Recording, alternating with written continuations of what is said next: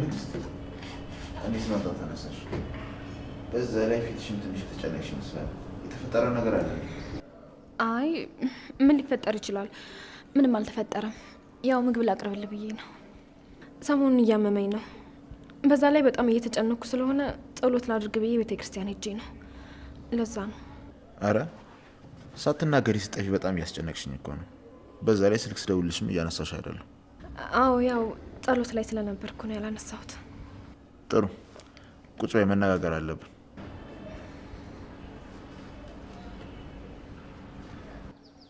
ምንድን ነው የምንነጋገረው? በመጀመሪያ ለእኔ ሳታሳውቂ የምታደርጊውን እያንዳንዱን ነገር ብትጠነቀቂ ጥሩ ነው። ማለትማ ልክ እንደዚህ ለእኔ ሳትናገሪና የት እንደሄድሽ ሳታሳውቂ የምታደርጊውን ሁሉንም ነገር በድጋሚ በስህተትም ቢሆን እንዳይደገም።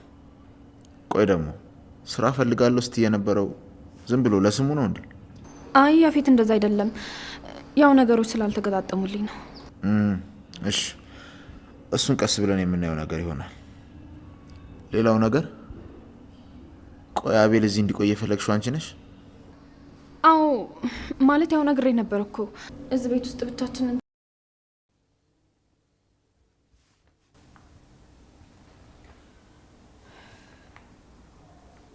ስለሽን ጨረሽ እንዴ?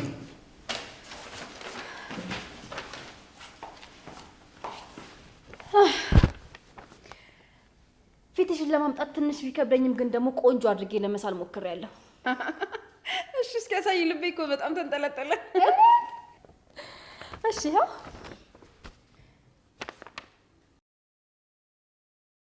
እንዴት ነው ወደድሽው እንዴ? ቆይ ምን ነው የማወደው? ስዕሉ የት አለ እንዴ? ምን ማለት ነው? ማየት አትችይም እንዴ? ይሄው እዚህ ጋር የተሳለው ስለ አይታይሽም? እንደዚህ ምን ሆነሻል? ወረቀት ተቀይሮብሽ ነው እንዴ? እዚህ ጋር እኮ የሚታየኝ ሂል ጫማ ላይ ያለች ፀሐይ ነው የሚታየኝ። አረ እንደዛ አይደለም። ቆይ እንደውም ግልጽ እንዲሆንልሽ በደንብ ላስረዳሽ መሰለኝ። ይኸውልሽ እዚህ ጋር ሁለት ሰዎች አሉ። ከዛ የሳልኩት አንዷ ሴትዮ አንዷ ልጅ ሲንክ ላይ ስታጋጫት ነው። ያው ማለት አይምሮ ላይ የሚመላለሰው ይሄ ብቻ ነው እና ከዚህ ውጭ ምንም ነገር መሳል አልቻልኩም። ግን እንዴት ነው ቆንጆ ትይዋለሁ አይደል? እንዴ እንዴ ቆይ ምን ለማድረግ እየሞከርሽ ነው? ምን ነው የሳልኩት ስለ እኔ ያክል ያስደነግጣል እንዴ? ማለቴ በጣም እየተንቀጠቀጥሽ እኮ ነው። ኧረ እኔ ምንም አልሆንኩም። ለምን እንቀጠቀጣለሁ? ያው እኔን ስልሻለሁ ብለሽ አንቺን ስለሳልሽ እኮ ገርሞኝ ነው። ኧረ እኔ እኮ አይደለሁም። በቃ ቤት ሲጀምራት ጊዜ ነው።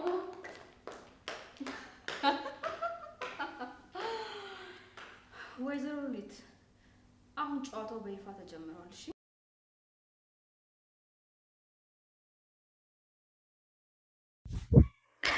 ኤፍራታ በስተመጨረሻ የዲኤንኤ ውጤቱን አወቀች።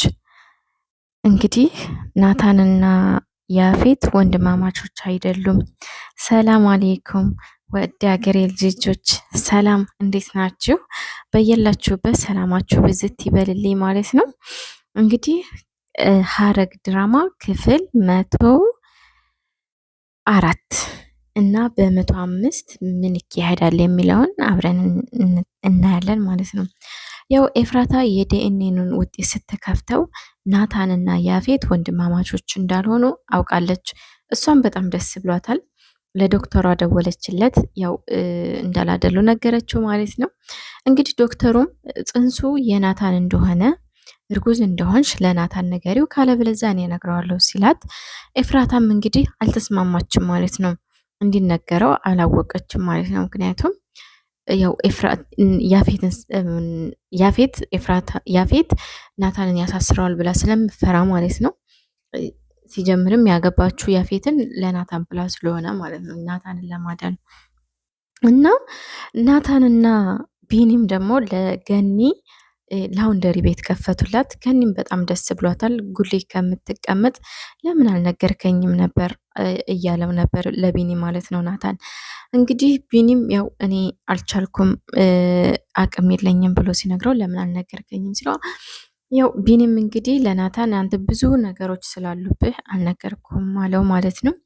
በዚህ መሀል ገኒን ጠርተው በጣም ሰርፕራይዝ አድርጓት በጣም ደስ አላት ማለት ነው። ገኒ ያው ለኤፍራታ ቤትም ቅርብ ነው እና ደስ ብሏቸዋል። ሁሉም ደስ ብሏቸዋል ማለት ነው። ቤዚም እና ናኦድም እንግዲህ ያው ህዊን እየፈለጓት ነው። ማስታወቂያ ለጥፈዋል ማለት ነው። እንግዲህ ህዊ ትገኝ ይሆን አትገኝ እናያለን ማለት ነው። ያው ናኦድም እንግዲህ አብሯት እያፈላለገላት ነው። ያው በመሀል ደግሞ ናኦድ የሆነውን ነገር ንገረኝ፣ የከፋህን ነገር ንገረኝ፣ ድምፅ ትክክል አይደለም ስትለው በቃ ያንቺው ችግር ያለብሽና ሌላ ጊዜ እነግርሻለሁኝ አላት ማለት ነው ለቤዚ ናኦድ። ሲቀጥል ደግሞ ሉሊት ከያፌት ጋር ተገናኝታ ያፌት ቤዚንና ናታንን ሪከርድ እንድታረጋቸው ጠየቃት ማለት ነው። ስለዚህ ያው ያፌት እንግዲህ ምናልባት ቤዚ ህዊን እያፈላለገቻት እንደሆነ አውቋል ማለት ነው። እንግዲህ ለምን ይፈልጋታል? የቤዚን ሪከርድ ለምን ይፈልጋል ከዚህ ውጭ ማለት ነው። ሲቀጥል እንግዲህ ያፌት ቤት ሲገባ ያው እንደሚታወቀው ኤፍራታ ተነስታ ልትሄድ ስትሄድ ለምንድነው ተቀመጭ አላት ማለት ነው። ተቀምጣ እንግዲህ ምንድነው ሀሳብሽ? ምንድነው ችግርሽ ብሎ ጠየቃት። ከዚህ ስትወጪ ለእኔ አሳውቂኝ፣ እሷም እንግዲህ ቤተክርስቲያን እጄ ነበር ብለዋለች ማለት ነው። ስትወጪ ለእኔ አሳውቂኝ፣ እያመማት እንደሆነ ነግራው ነበረ። ስራውንም እየሰራሽ አይደለም፣ ቀልድ ነው እንዴ? ይሄ ከናታን ጋር የምትጫወቱት ጨዋታ ነው እንዴ እያላት ነበረ። ያፌት በቃ ፈርቷል ማለት ነው። ያው ነዓይፍ ሆኖ ስለመጣበት ናታን ፈርቷል ማለት ነው። እና በዚህ መሀል በቃ የምን ናታን ነው የምትለኝ ምናምን አለችው ማለት ነው። አቤልም እንግዲህ ከእናንተ ጋር እየሰራ ነው እንዴ እዚህ ቤት ያመጣሽው ምናምን ብሎ አላት ማለት ነው። በቃ የፈለግከውን እንደፈለግ ካስብ አለችው ኤፍራታም ያፌትን ማለት ነው። እንግዲህ ያፌትም እንወጣለን አላት። ያው ለባብሰው ወጡ ማለት ነው። እንግዲህ ያው ኤፍራታ አቤል ቁልፍ እንዳለው ስትነግረው ምን ማለት ነው ሲላት በነገር ሸወደችው ማለት ነው። ፂ ደግሞ ሉሊትን በቃ እየተጫወተችባት ነው ማለት ነው። ያው ሉሊትም እንግዲህ አንድ ግማሽ ላይ ደህና ሰው ትመስላትና ታምናታለች ማለት ነው። በመሀል ያው ጽዮን ደግሞ ታስታውሳታለች ማለት ነው። ስለዚህ ሉሊት ጽዮን እያስታወሰች መሆኑን እንትን እያለች ነው ማለት ነው። እየደነገጠች ነው ባረገቻት ነገር ማለት ነው። እንግዲህ ዲያራም እናቷን ልታናገራት ፈቃደኛ አይደለችም። እናትየዋ ውጭ ድረስ ሂዳ ታናግራት ነበረ። ያው ዲያራ ተይኝ በቃ ምናምን ብላ እናትየዋን እንትላልቻት ማለት ነው፣ ከለከለቻት። በዚህ መሀል ናኦድ መጣ እየተጨቃጨቁ አብሯት። እንግዲህ እናትየዋም እንግዲህ ለናኦድ እህትህን አንድ ነገር በላት አለችው ማለት ነው። ናኦድም እንግዲህ እህቴ ምን ሆነሽ ነው ሲላት አሁን አልነግርህም ሌላ ጊዜ ነው የምነግርህ አለችው። እናቴ ያስከፍታሽ ነው ወይ ቢላት ምንም ነገር አትጠይቀኝም ብላ ጓደኞቼ ጋር መሄድ ነው የምፈልገው ወይንም አንተ ጋር ወክ ማድረግ ነው የምፈልገው አለች ማለት ነው። እንግዲህ ለጽዮንም ፖስታ መጣላት። ፖስታውን ማን የሰጣችሁ ይመስላል? ማን የሰጣት ወይም ማን ያስቀመጠ ይመስላችኋል? ሉሊት ናት። ከዚህ በፊት ለናታንም ሰጥታው ነበረ።